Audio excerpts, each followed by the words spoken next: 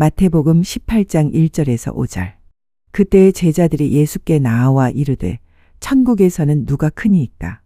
예수께서 한 어린 아이를 불러 그들 가운데 세우시고 이르시되 진실로 너희에게 이르노니 너희가 돌이켜 어린 아이들과 같이 되지 아니하면 결단코 천국에 들어가지 못하리라. 그러므로 누구든지 이 어린 아이와 같이 자기를 낮추는 사람이 천국에서 큰 자니라. 또 누구든지 내 이름으로 이런 어린 아이 하나를 영접하면 곧 나를 영접함이니. 오늘 함께 나눌 말씀은 마태복음 18장 1절부터 5절까지의 말씀입니다. 제목은 천국에서는 누가 큰가? 이렇게 잡았습니다. 이거 예수님의 제자들이 예수님께 질문했던 내용입니다. 누가 크지요? 천국에서? 그런 말인데요. 본문을 보고서 더 얘기를 나눠보겠습니다. 자, 본문 마태복음 18장 1절부터 5절까지입니다. 그때에 제자들이 예수께 나와 이르되 천국에서는 누가 크니까? 예수께서 한 어린아이를 불러 그들 가운데 세우시고 이르시되 진실로 너희에게 이르노니 너희가 돌이켜 어린아이들과 같이 되지 아니하면 결단코 천국에 들어가지 못하리라. 그러므로 누구든지 이 어린아이와 같이 자기를 낮추는 사람이 천국에서 큰 자니라. 또 누구든지 내 이름으로 이런 어린아이 하나를 영접하면 곧 나를 영접함이니. 아멘. 지금 예수님이 어디 계시냐 하면 지도를 한번 보면요. 16장에서 예수님이 제자들을 데리고 이제 빌립보 가이사랴에 가셔서 신앙 고백을 받으셨죠. 너희는 나를 누구라 하느냐? 신앙 고백을 받아서 이제 베드로가 주는 살아계신 하나님의 아들이다, 그리스도시다 이런 고백을 하면서 이 믿음의 반석 위에 내가 교회를 세우겠다 이렇게 얘기를 하니까 이제 제자들이 그 얘기가 뭔지를 아직 깨닫지를 못하고 심지어는 베드로 같은 경우는 예수님이 내가 예루살렘에 가서 나중에 고난을 받고 죽었다. 그런 다음에 사흘에 살아날 것이다라는 말을 바로 하시니까 그때 안 돼요! 라고 막 이제 항변하던 그런 장면이 이제 빌립보 가이사랴에 있었던 겁니다. 그러면서 이제 그분이 이제 제자들을 데리고 이렇게 쭉 갈릴리를 지나서 다시 갈릴리 지역을 이렇게 지나면서 가버나움으로 와서 이제 또 사역을 시작하시는데요. 그러고서 또 한 1년? 길게 잡으면 1년, 짧게 잡으면 한 6개월 후에 이제 예루살렘에 가셔서 이제 입성을 하시는 그런 것들이 앞날이 예정되어 있는 그런 장면, 요 순간입니다. 빌립보 가이사랴, 변화산, 또 갈릴리 지역 사역 이런 것들을 다 거치고 나서 가버나움에 와 있을 때 그때입니다. 그래서 이제 18장이 시작이 되는데 그 18장의 내용을 전체 개관을 해보면은 맨 처음에는 지금 우리가 읽은 것처럼 누가 크냐에 대한 그 제자들의 논쟁 그리고 예수님의 가르침이 앞부분에 나옵니다. 이제 그 다음에 이제 주님을 영접한 자, 그 믿는 자를 실족하게 하는 그런 것은 엄청난 큰 죄다. 차라리 죽음보다 못하다라는 가르침을 또 하나 주시지요. 그리고 나서 길 잃은 한 마리 어린 양을 찾는 주인의 마음, 하나님의 마음에 비유해서 또 가르침을 주시는 장면이 나옵니다. 그리고 나서 죄를 범한 형제, 나한테, 하나님한테가 아니라 나한테, 이 교회 공동체 안에서 나한테 죄를 범한 형제를 어떻게 대해야 할 것인가에 대한 가르침이 그 다음에 나오고, 그와 이제 이어져서 엄청난 큰 빚을 탕감받은 종, 그러니까 10,000달란트인데요. 10,000달란트의 빚을 탕감받은 종이 자기 동료, 조그만 빚을 진 자기한테 조그만 빚을 진 그 동료를 용서하지 않는 그런 이야기를 통해서 또한 가르침을 주는 장면이 이어지는 것이 이제 18장의 전체 내용인데요. 오늘은 그 중에서 첫 번째 이야기 누가 크냐에 대한 말씀을 나누고자 합니다. 이 말씀은 마가복음 9장하고 누가복음 9장에도 같이 들어 있습니다. 공관복음서에 다 들어 있는 얘기죠. 마태복음에는 이제 17장이고 18장이고 누가복음과 마가복음은 9장에 있습니다. 자, 그 본문 1절을 다시 한번 보면 이렇게 되어 있죠. 자, 그때에 제자들이 예수께 나와 이르되 천국에서는 누가 크니까 이렇게 했습니다. 예수 그때라고 하는 것은 어느 때냐 하면 조금 더 구체적으로 얘기하면 17장 끝부분에서 예수님과 베드로가 성전세 한 세겔을 납니다.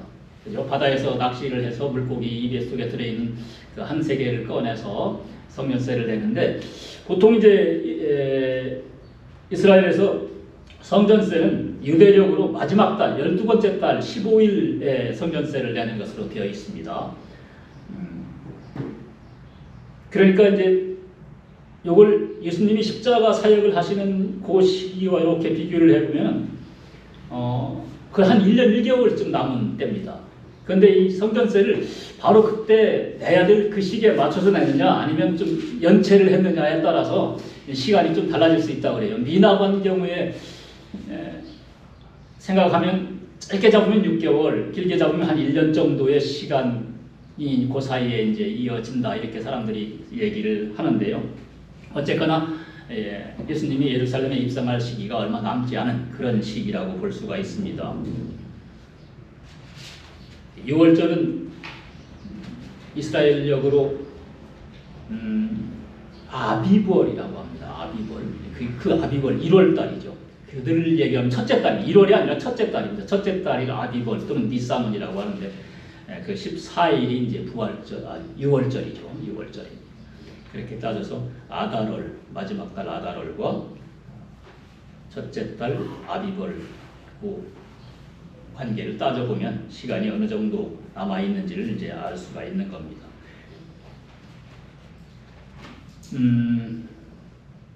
그때 이제 그 시기에 바로 이제 제자들이 질문을 한 거죠. 천국에서는 누가 크냐? 근데 이걸 가만히 생각해 보면 이 단순한 질문이 아닌 것을 알 수가 있습니다. 특히 이제 마가복음을 보면은 쟁론을 했다고 해요. 제자들이 누가 크냐에 대해서 쟁론을 했다라고 되어 있고, 누가복음을 보면은 또 제자들이 변론을 했다고 그랬어요. 이 말들은 주장을 엄청나게 했다, 말다툼을 엄청나게 했다, 논쟁을 했다는 얘기로 해석이 되는데요. 그러니까 자기들끼리 격렬하게 토론을 하고 말다툼을 하고서 결론이 안 나니까 예수님께 질문을 한 겁니다. 근데 이제 마태복음에는 제자들이 예수님한테 질문한 것으로 되어 있지만 마가복음과 누가복음을 보면 그렇지 않습니다. 예수님이 미리 아시고 제자들이 길거리에서 이렇게 걸어가면서 그런 얘기를 하는 것을 얼핏 들으셨는지 다 아시고서 먼저 아시고 제자들한테 오히려 예수님이 질문을 했어요. 너희들 아까 무슨 얘기했어? 그러니까 제자들이 오히려 쉬쉬 하면서 대답을 안 하다가 예수님이 그럼 내가 얘기해 줄게 라고 이제 이렇게 가르침을 주시는 장면입니다. 그러니까 실제로 제자들이 질문을 했는지 아니면 예수님이 그 미리 아시고 제자들한테 가르침을 주셨는지 이 두 개 약간의 차이가 있습니다. 마태복음하고 다른 복음들하고 이렇게 보면은 어쨌거나 그런 차이가 있긴 하지만 왜 이런 논쟁을 제자들이 했을까라는 것을 우리는 생각해 봐야 됩니다. 생각해 보면 제자들은 당시에 이제 천국이 지상에서 자기들 눈앞에서 이루어지는 나라라고 생각했던 것 같습니다. 세례 요한과 예수님이 회개하라, 천국이 가까이 왔느니라 라고 하니까 정말 천국이 우리 주변에서 곧 이루어지는 그런 건가? 라고 생각을 했다는 거죠. 그래서 이제 제자들은 예수님이 그 다가오는 6월절에 얼마 남지 않은 그런 6월절에 예루살렘에 입성하면 지금껏 보여온 그 권능으로 질병을 치료하시고 바람을 잔잔하게 하시고 먹을 것을 무한대로 제공하는 오병이어 질병이어처럼 그런 큰 권능으로 나라를 세울 것이다. 그럼 우리는 얼마나 잘 살게 되겠느냐. 그리고 그 나라는 마치 모세가 이스라엘 백성들을 애굽에서 해방시켰듯이 예수님이 이제 우리 이스라엘을 다시 로마 식민지에서 해방시키고서 새로운 왕국을 세우는 가장 강력한 하나님의 나라가 세워지는 그런 것일 것이다 라고 생각을 했다는 거죠. 그리고서 이제 그러면 그 왕국이 세워지면 우리는 지금까지 예수님을 따라다녔으니까 예수님이 왕이시고 우리는 그 왕 옆에 딱 큰 벼슬자리 하나씩을 하지 않을까라는 기대감을 가지고 있었다는 거죠. 그런데 제자들이 눈에 보기에는 예수님이 이렇게 중요한 일이 있을 때 베드로와 야고보와 요한을 자꾸 데리고 다니시는 거예요. 해당장 야이로의 딸이 죽었을 때 그 딸을 살려내는 곳에서 세 사람을 데리고 갔어요. 그리고 변화산에도 세 사람을 데리고 갔어요. 나중에 나오지만 겟세마네 동상에서 마지막 기도를 올릴 때도 세 사람을 데리고 와서 다른 제자들은 저쪽에 놔두고 세 사람 데리고 가서 기도를 하고 그러셨어요. 그런 것들을 생각하면 이게 좀 뭔가 좀 차별이 있는 것 같지 않아? 베드로, 야고보, 요한만 예수님이 더 많이 사랑하시고 그래서 나중에 나라가 건설되면 하나님의 나라가 지상에서 건설되면 우리는 좀 베드로, 야고보, 요한보다 좀 낮은 사람이 되는 거 아닌가? 뭐 이런 어떤 갈등 같은 게 있었을 거라고 이제 보이는 거죠. 그래서 이제 그들이 길을 걸어가면서 야, 넌 누가 제일 높은 벼슬자리 할 것 같아? 뭐 이런 식으로 서로 논쟁을 하고 그랬을 것 같습니다. 그렇다면 이 제자들이 이런 논쟁을 하는 것은 아직도 그 제자들이 예수님이 그 하시는 일, 왜 예수님이 오셨는지 또 앞으로 무슨 일을 하실지 이런 것들에 대해서 그 참 의미를 아직 깨닫지 못하고 있는 상황이라는 것을 우리가 또 알 수 있죠. 그러니까 제자들은 예수님이 말하시는 그 천국과는 다른 천국을 생각하고 있었던 거죠. 아직까지는 하늘나라보다는 지상의 천국 이거를 생각하고 있었다는 겁니다. 제자들의 이런 태도는 나중에 예수님이 예루살렘에 입성하실 때의 모습에서도 나타납니다. 그때 제자들은 이게 죽으러 가는 스승을 모시고 가는 그런 모습이 아니었어요. 나라를 세우고 자기들을 영화롭게 해줄 주군을 모시고 가는 흥분된 모습으로 예루살렘에 입성할 때 막 뒤에 따라갔습니다. 비록 자기들 스승이 나귀 새끼를 타고 좀 우스꽝스럽게 입성을 하긴 하지만 아무래도 우리 선생님은 특별한 권능을 가지셨으니까 다 그 나귀 새끼 타고 가는 것도 어떤 나름대로의 의미가 있는 걸 거야 라고 생각하면서 좋아한 거죠. 그러니까 주님의 뜻을 따라서 그 길을 함께 가려 하기보다는 자기들의 뜻을 이룩하는데 주님을 우리가 어떻게 보면 좀 활용한다고 할까? 아니면 그 주님의 힘을 좀 우리가 이용하면 이 세상에서 더 강력한 나라를 세울 수 있지 않을까라는 생각을 하고 있었다는 거죠. 자, 그런데 이런 생각은 제자들만 한 것은 아닌 것 같아요. 그들의 부모도 그랬었던 것 같아요. 세베대의 아들들의 어머니 누구냐면 야고보와 요한의 어머니를 얘기합니다. 이 사람이 이제 대표적인 사람이죠. 성경에 기록이 되어 있어요. 마태복음 20장 21절 뒤에 이제 나오는 건데요. 그 세베대의 아들 야고보와 요한의 어머니가 누구냐면 이렇게 인적 관계를 따지면 예수님의 이모입니다. 이름은 살로메라고 되어 있는데요. 그 이모가 조카인 예수님에게 자기 아들들을 그 주의 나라에서 왕의 좌우에 앉게 해달라고 청탁을 하는 장면이 성경에 나오죠. 그러니까 지금 말로 하면 조선시대의 말로 하면 좌의정 우의정으로 우리 아들들을 좀 임명해 주세요. 우린 친척이잖아요. 이런 얘기를 한 겁니다. 그런데 그 말을 듣고서 나머지 제자들 10명의 제자들이 화를 냈다. 분이 여겼다. 라는 그런 기록이 또 성경에 있어요. 그게 어디냐면 마태복음 20장 24절에 보면은 그게 나와요. 그게 20장 20절에서 21절이죠. 21절에서 이제 좌의정 우의정 시켜주세요 라고 이제 하니까 이제 예수님이 뭐라고 한 말씀하시고 뒤에 이제 제자들이 분이 여겼다. 그러니까 이 제자들 사이에 은연중에 속으로 경쟁심이 있었던 거예요. 갈등도 있었고 분이 여길 정도로 다 그런 또 큰 자리에 대한 욕심이 있었던 거죠. 그리고서 예수님이 없으실 때 서로 이제 길을 가면서 또는 다른 곳에서 논쟁을 한 겁니다. 그런데 결국 따지고 보면 제자들의 신앙이 이때까지는 아직 성숙하지 못했음을 보여주는 장면들이죠. 물론 나중에 이 제자들이 두려움 없이 주님을 증언하고 순교자가 되고 또 성경을 기록하는 큰 자가 되어서 지금 우리 앞에 살아있죠. 말씀으로 살아있는데 그렇게 되기까지는 참으로 많은 흔들림이 있었고 그럼에도 불구하고 끝까지 주님 곁에 붙어 있으면서 주님의 가르침과 순종을 통해서 깨지지 않는 반석이 되었음을 우리는 잊지 말아야 된다. 오랜 시간이 걸렸다는 얘기입니다. 결국 신앙이 완성되기 위해서. 이 제자들만 그런 건 아니죠. 믿음의 조상이라고 하는 아브라함의 신앙도 그렇습니다.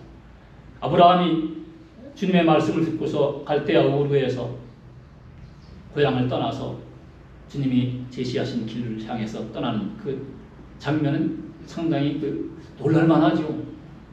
안정적인 생활을 하고 있는 곳에서 또 고향과 친척을 떠나서 내가 가르치는 곳으로 가라.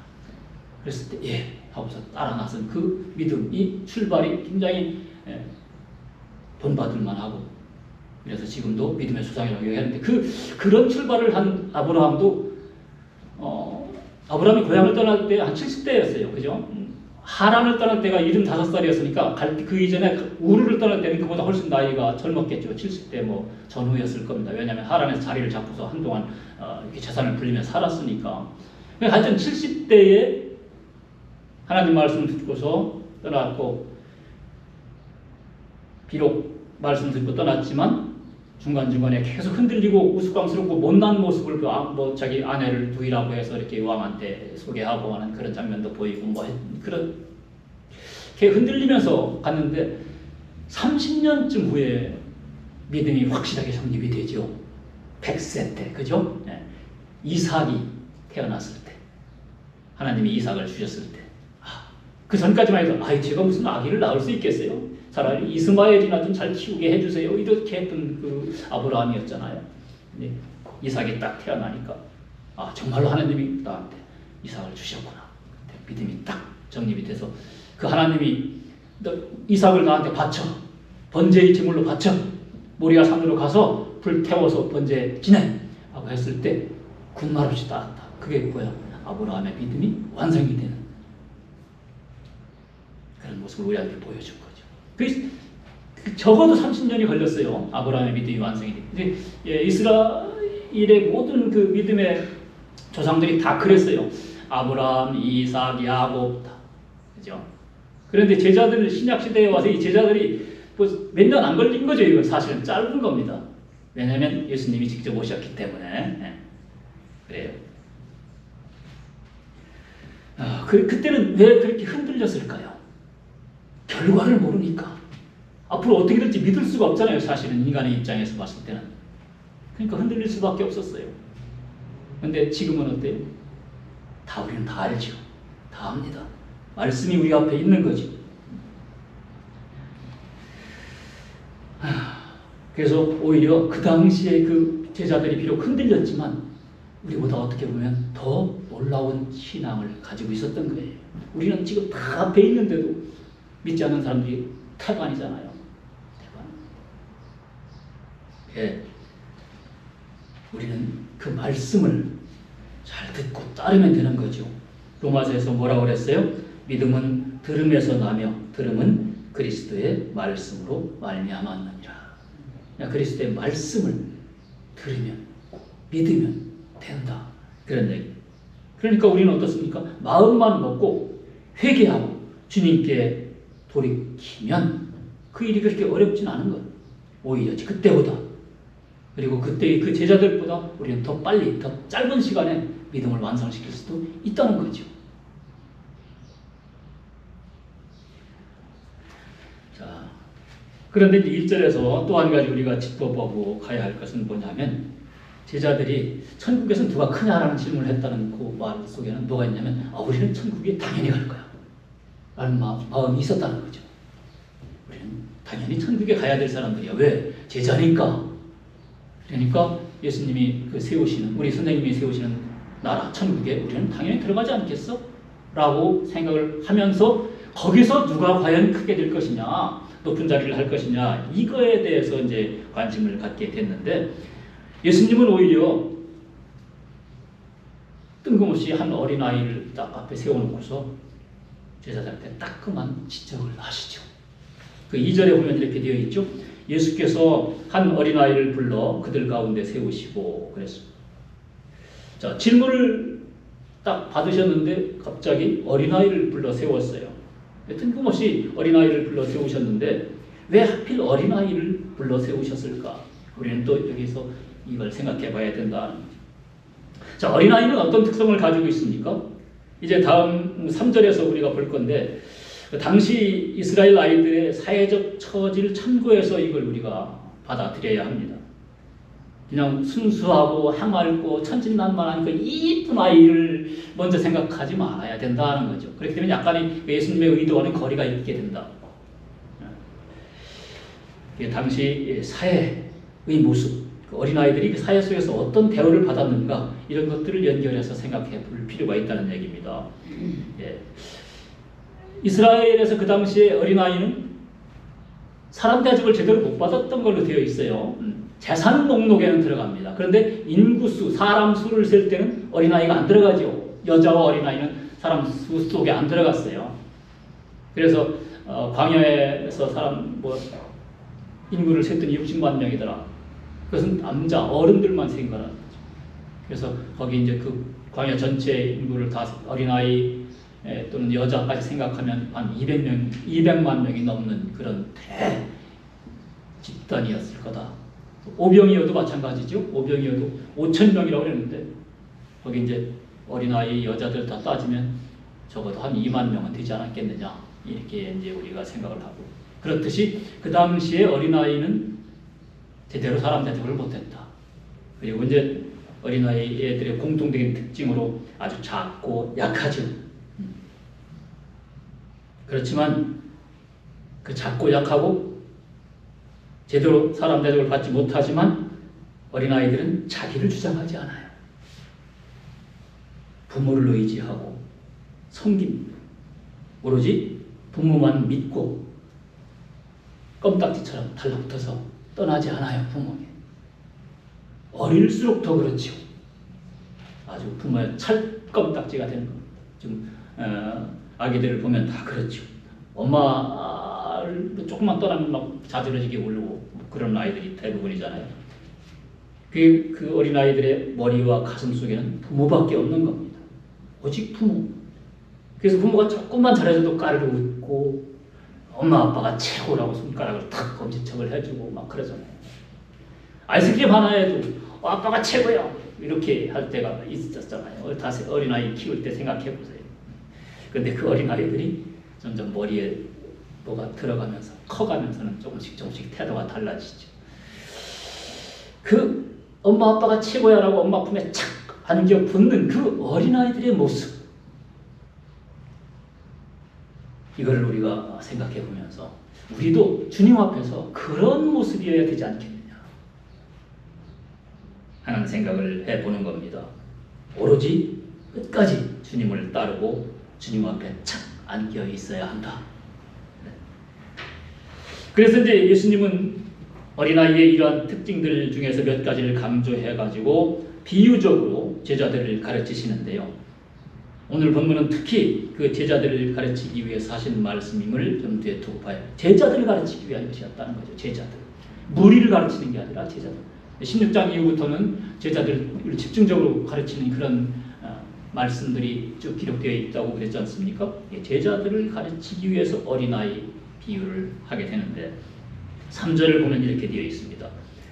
이르시되 진실로 너희에게 이르노니 너희가 돌이켜 어린아이들과 같이 되지 아니하면 결단코 천국에 들어가지 못하리라. 자, 무슨 말씀인가요? 이런 겁니다. 자, 예수님이 제자들한테 말씀하시는 거예요. 야, 아니야. 너희가 지금 크냐 작으냐를 따지기 전에 먼저 해야 될 게 있어. 그게 뭐죠? 우선 천국에 들어가야지. 그런 얘기죠. 천국에 들어가야지. 그게 너희들은 벌써 너희들이 천국으로 당연히 들어가는 것이라고 하고 생각하고 알고 얘기를 하는 거지만 아직은 아니다. 조건이 있다. 첫째가 뭐냐? 돌이켜야 된다.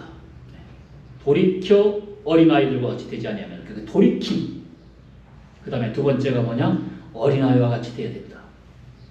이게 천국에 들어가기 위한 필수 조건이야. 그게 없으면 왜? 결단코 천국에 들어가지 못해. 그러니까 예수님이 강조하신 건 뭡니까? 천국에 들어가는 필수 조건이 두 가지라는 겁니다. 우선 첫 번째가 뭐냐? 돌이킴. 두 번째가 어린아이와 같아야. 그 돌이킴에 대해서 좀 더 생각을 해보면 돌이킨다는 것은 우선 회개를 전제로 해야 됩니다. 자기가 죄인임을 인정하고 고백해야 되는 거죠. 그런 다음에 어떻게 되느냐? 예수님을 향해서 돌이켜야 되는 겁니다. 자기의 삶의 방향을 예수님을 향해서 돌이켜야 됩니다. 방향을 잘못 잡으면 예수님과 멀어질 수도 있습니다. 오히려 사람이 가장 먼 거리를 말할 때 어디가 가장 뭐냐 할 때 어떤 사람들 심리적으로 머리에서 가슴까지의 거리가 제일 멀다고 말하는 사람도 있습니다. 예. 머리로는 뭔가 이해가 되고 받아들일 수 있는 것 같지만 가슴으로 실제 체득할 수는 없다. 그 체득, 가슴이 움직이고 가슴이 충만해져야 손과 발이 이제 그 지체인 손과 발이 움직일 텐데 머리로는 알지만 가슴이 안 움직여서 손과 발이 움직이지 않아요. 그런 성경은 알지만 성경을 믿지 못하는 거, 그 바로 그런 거죠. 예수님 멀어지는 겁니다. 또 물리적으로 봤을 때 바로 옆에 이 장소가 나한테 어쩌면 제일 먼 장소일 수도 있습니다. 이렇게 가면 금방 가죠. 그런데 방향을 돌이켜서 잘못 돌이켜서 이렇게 가면 어떻게 됩니까? 지구를 한 바퀴 돌아야 여기 오는 겁니다. 예수님과 우리의 관계도 그렇지 않겠느냐. 그러니까 우리가 방향을 돌이키되 어디를 돌이켜야 되느냐? 예수님을 향해서 돌이켜야 된다. 이게 중요하다. 사울도 하나님의 기름 부음을 받아서 왕이 됐죠. 근데 처음에는 하나님께 방향을 돌이켜서 딱 그쪽으로 갔다가 나중에 어떻게 됩니까? 그 반대로 방향을 돌이키니까 자기에게로 방향을 돌이키니까 어떻게 됐습니까? 하나님과 관계가 끊어졌죠. 솔로몬도 그랬다고 그랬습니다. 처음에는 너한테 내가 무슨 선물을 줄까? 하나님이 그러니까 다 필요 없어요. 백성의 말을 듣게 해주세요. 백성의 마음을 듣는 왕이 되게 해주세요. 그러니까 하나님이 너 참 놀랍구나. 그래, 그것까지 더불어서 내가 지혜도 주고 온갖 부귀영화를 다 줄게. 그래서 엄청난 은혜를 받았어요. 그래서 강대한 나라를 만들고 하나님의 성전을 짓고 처음에는 잘 나갔죠. 후궁도 첩도 엄청 많은 그런 왕이 됐어요. 그러다가 나중에 어떻게 됐습니까? 마음이 돌아섰다고 그랬어요. 솔로몬의 마음이 돌아섰다. 하나님으로부터. 그리고서 그때부터 이스라엘이 멸망의 길을 걷게 되고 두 나라로 갈라지고 그러죠.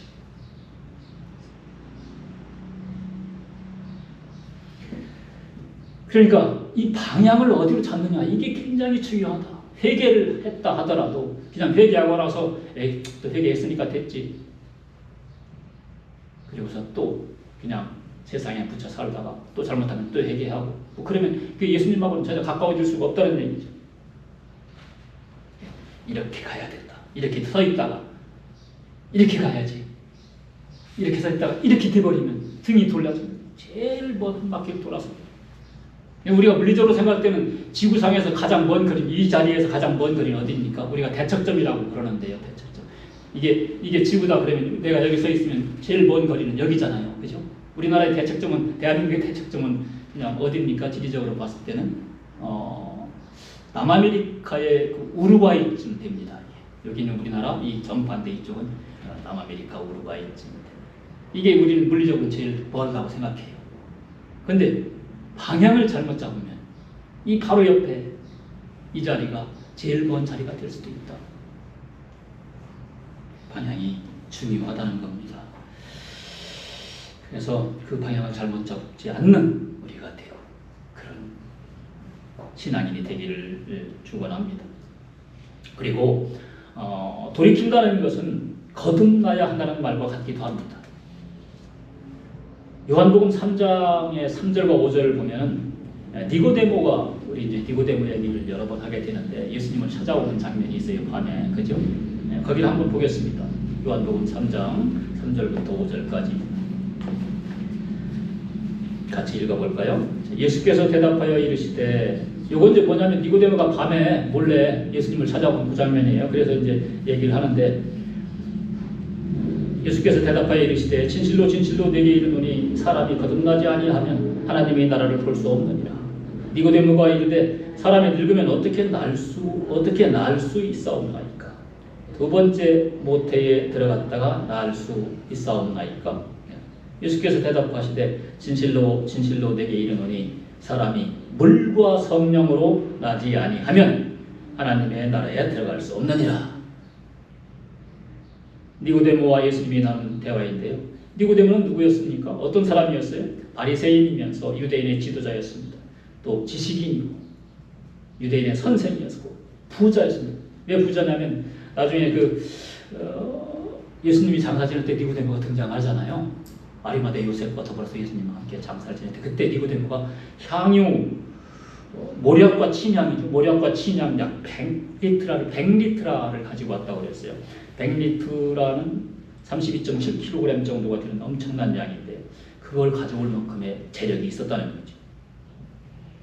이런 니고데모가 예수님을 흠모해서 밤에 찾아온 겁니다. 율법에 능통하고 선한 사람이었어요. 그죠? 예수님, 당신이 하늘에서 온 사람이 아니라 하늘에서 온 자가 아니라면 이런 일들이 있을 수가 없는데 어떻게 해야 됩니까? 가르침을 주십시오. 라고 선한 마음을 가지고 예수님을 찾아왔던 그 니고데모. 그런데 예수님이 대답은 그런 거였어요. 내가 참 선하긴 하다, 착하다. 그렇지만 거듭나지 않으면 하나님의 나라에 들어갈 수 없다. 이렇게 얘기를 해주시는 겁니다. 이게 착하기만 하다고 해서 하나님 나라에 들어가는 것은 아니다. 주님을 향해서 방향을 돌이켜야 된다. 회개하고 돌이켜야 된다. 이것이 천국에 들어가는 첫째 조건이라고 주님이 말씀하셨습니다. 그런데 우리는 어떻습니까? 일단 첫째 조건은 통과했어요. 그죠? 첫째 조건은 통과했습니다. 주님을 향해 우리의 삶의 방향을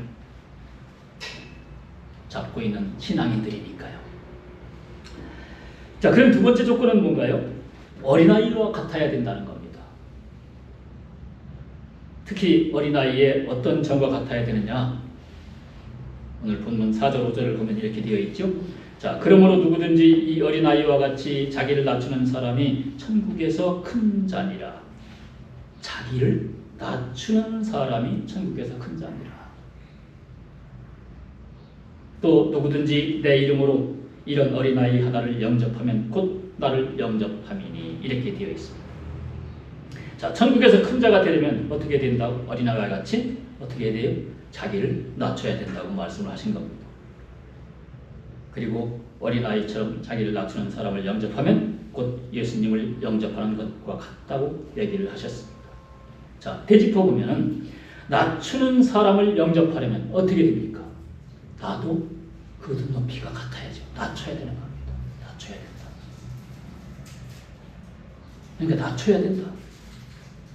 자, 그러니까 그리스도인으로서 하늘나라에 들어가서 일단 들어가고 큰 자가 되려면 서로가 어떻게 해야 된다? 다 자신을 낮춰야 된다 하는 가르침을 주신 겁니다. 이 어린아이와 같이 자신을 낮춰야 한다는 말의 의미를 다른 복음서들에서는 어떻게 기록하고 있는가? 그 평행 구절들을 좀 찾아보겠습니다. 마가복음 9장 35절과 37절, 그 다음에 누가복음 9장 48절인데요. 마가복음 9장의 35절을 보겠습니다. 먼저 마가복음 9장의 35절, 36절, 37절도 이제 기록은 되게 여기 띄우긴 하겠지만 35절을 읽어볼게요. 자, 35절 같이 시작. 예수께서 앉으사 12 제자를 불러서 이르시되 누구든지 첫째가 되고자 하면 뭇사람의 끝이 되며 뭇사람을 섬기는 자가 되어야 하리라. 36절, 37절은 나중에 보시고요. 자, 누가복음 9장 48절을 보겠습니다. 누가복음 9장 48절. 시작. 그들에게 이르시되 누구든지 내 이름으로 이런 어린아이를 영접하면 곧 나를 영접하며 또 누구든지 나를 영접하면 곧 나를 보내신 이를 영접함이라. 너희 모든 사람 중에 가장 작은 자가 큰 자니라. 이렇게 되어 있습니다. 그래서 이 공관복음서들의 내용을 종합해 본다면 큰 자가 되기 위해서는 우선 뭐 해야 된다? 어린아이와 같아야 되는데 그 어린아이와 같아야 된다는 말의 의미는 마태복음에서는 자기를 낮춰야 한다라고 기록하고 있고 마가복음에서는 뭇사람의 끝이 되며 뭇사람을 섬겨야 된다고 기록되어 있고 그 다음에 누가복음서에서는 모든 사람 중에 가장 작은 자가 되는 것이라고 기록되어 있습니다. 그 의미는 다 상통하죠. 상통하는 겁니다. 낮춘다, 끝이 된다, 섬겨야 된다, 가장 작아야 된다. 이거를 한마디로 정리하면 겸손과 섬김이라고 할 수가 있습니다. 겸손과 섬김. 예수님이 이렇게 가르치셨는데 우리는 그 본보기를 어디서 찾을 수 있겠느냐. 모델이 있어야 되잖아요. 배우기 쉽게 배우려면. 누굽니까? 당연히 예수님이죠. 예수님입니다. 예수님은 이렇게 말씀하셨어요. 자신을 따라서 겸손을 배우라고 말씀하셨습니다. 어디서 우리는 그걸 확인할 수가 있느냐면 마태복음 11장 29절에서 확인할 수 있어요. 마태복음 11장 29절. 자, 시작. 나는 마음이 온유하고 겸손하니 나의 멍에를 메고 내게 배우라. 그리하면 너희 마음이 쉼을 얻으리니. 나는 온유하고 겸손하다. 예수님이 직접 하신 말씀입니다. 또 예수님은 예루살렘에 입성하실 때 참 겸손한 모습을 보여주셨어요. 너무도 겸손해서 왕으로서의 그 자기 성에 들어갈 때는 멋진 백마를 타고 군사들을 쫙 이끌고 당당하게 위험 있는 모습으로 입성을 하는 게 보통이잖아요. 근데 예수님은 어떻게 했어요? 나귀 새끼를 타고 가셨어요. 아주 어린 나귀 새끼. 마태복음 21장 5절을 보면 이 나귀 새끼를 타고 가는 것이 왜 그랬느냐를 설명해 주는 장면이 나옵니다. 말씀이 나옵니다. 마태복음입니다. 마태복음 21장 5절을 보면 시온 딸에게 이르기를 내 왕이 내게 임하나니 그는 겸손하여 나귀 곧 멍에 매는 짐승의 새끼를 탔도다 하라 하였느니라. 구약에 있는 말씀을 마태복음에서 다시 인용한 겁니다. 그러니까 성경은 예수님의 여러 가지 성품들을 다 기록하고 있는데 그 중에서 우리가 지금 오늘 짚어봐야 될 것은 겸손했음, 그 섬기는 모습, 그걸 다 분명하게 기록해 놓고 있다는 겁니다. 그뿐이 아니죠. 겸손했던 것만이 아니라 섬기는데 어떤 정도로 섬기느냐. 예수님은 많은 목숨을 구하기 위해서 자기 목숨을 대속물로 줄 정도로 섬겼다. 우리를 위해서. 하늘의 왕이신, 만왕의 왕이신 가장 크고 높으신 분이 가장 낮은 자가 되어서 자기의 목숨을 내주시는 것. 그것이 바로 진정한 섬김이고 그것을 배우라고 우리한테 말씀하고 계신 겁니다. 자, 오늘 설교 앞부분에서 세베대의 아들들의 어머니 얘기를 했잖아요. 그 예수님의 이모인 야고보와 요한의 어머니가 자기 아들들에게 높은 벼슬을 달라고 했을 때 나머지 제자들이 그 말을 듣고 이제 분이 여겼다고 했지 않습니까? 그때 예수님이 하신 말씀 한번 보도록 하겠습니다. 좀 길지만 한번 읽어볼게요. 참고서 같이 봅시다. 이것도 역시 마태복음인데요. 20장 26절부터 28절까지 얘기입니다.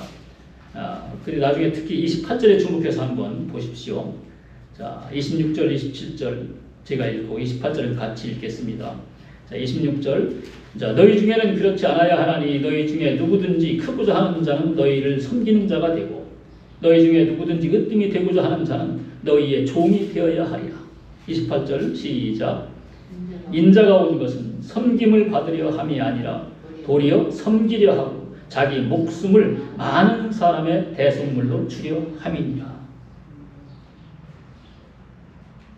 자, 이 말씀은 마가복음에도 그대로, 아주 그대로, 정말 그대로, 정말 제가 비교를 해봤어요. 뭐가 다른가 같은가를 봤더니 딱 글자 두 개가 달라져 있더라고요. 근데 의미는 전혀 차이가 없어요. 거의 똑같아요. 글자가 똑같아요. 오늘 이 똑같은 마가복음과 마태복음의 기록, 우리가 오늘 같이 나누는 예수님의 가르침 똑같잖아요. 낮춰라, 겸손해라, 섬겨라. 그런 예수님의 가르침을 우리는 분명히 이 말씀을 통해서 확인할 수 있고 또 우리는 그걸 따라야 된다. 예수님은 오늘 말씀에서 뿐만 아니라 성경 이곳저곳에서 일관되게 이런 것들을 가르치십니다. 너희가 생각하는 천국은 내가 말하는 천국과는 다르다. 천국에서 큰 자가 되려 하기 전에 먼저 천국에 들어갈 자격을 갖추어라. 천국에 들어가려면 우선 돌이켜야 한다. 어린아이들과 같이 되어야 한다. 큰 자가 되려면 자기를 낮추어야 한다. 뭇사람의 끝이 되며 뭇사람을 섬겨야 한다. 모든 사람 중에 가장 작은 자가 되어야 한다. 그렇게 가르치시면서 예수님이 스스로 그 본을 보여주셨습니다. 예수님은 살아계신 하나님의 아들이고 만왕의 왕이지만 인자의 모습으로 이 세상에 오셔서 언제나 겸손하고 온유했습니다. 그리고 섬김을 받은 것이 아니라 섬기셨습니다. 특히 약하고 낮고 작은 자들을 섬기셨습니다. 그리고 마침내 화목제물의 어린 양이 되셔서 우리의 죄를 대속하시고 십자가에서 돌아가시고 사흘 만에 부활하셨습니다. 그리고 가장 큰 자가 되셨습니다. 물론 영원 이전부터 예수님은 큰 자이셨습니다. 그랬던 분이 우리를 위해서 가장 낮은 자가 되셨다가 다시 가장 큰 자가 되신 겁니다. 여러분, 우리 모두는 다 천국에 들어가기를 원합니다. 그리고 우리는 주님을 믿고 주님을 향해서 돌이키고 주님을 영접한 그리스도인입니다. 부모를 믿고 부모에게 껌딱지처럼 착 달라붙는 어린아이처럼 우리가 주님께 영원히 달라붙어 있겠다고 고백한 우리는 주님의 자녀입니다. 저는 저와 여러분이 주님의 이 가르침에 순종해서 어린아이같이 서로가 자신을 낮추시기를 바랍니다. 모두가 뭇사람의 끝이 되어서 서로가 섬기기를 바랍니다. 서로가 가장 작은 자가 되기를 바랍니다. 낮고 작은 자가 되어서 주님 밖에서 방황하는 영혼들을 주님 안으로 영접하는 성도가 되기를 바랍니다. 그리고 마침내 천국에 들어가고 그 천국에서 주님으로부터 잘했어, 내가 큰 자가 되었구나 하는 칭찬 듣기를 간절히 축원합니다. 기도하겠습니다.